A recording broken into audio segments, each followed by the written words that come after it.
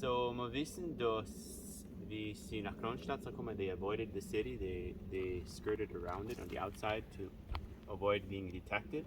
Und sie haben been hired to show them the way. And here it says, the hired driver refused to pause for rest. He kept the horses going, and our wagons and people were not allowed to lag behind, because he was afraid he might be stopped.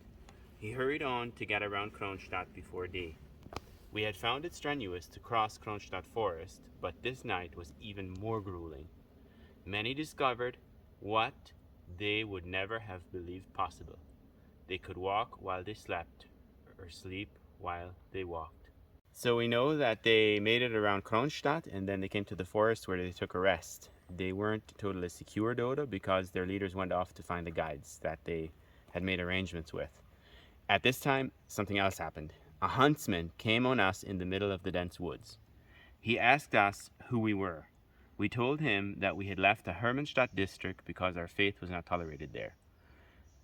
Und hat gesagt, okay, well, this is in the sorry plight, and it's just like you're flying into a net.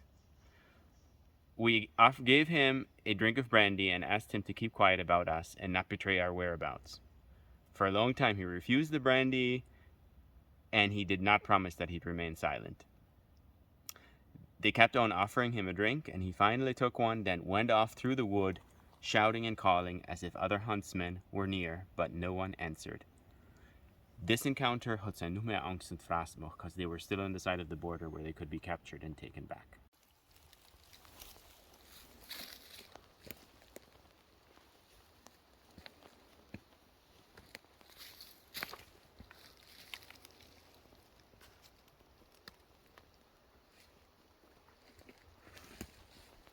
Lieber Paul, das ist pretty sketchy though.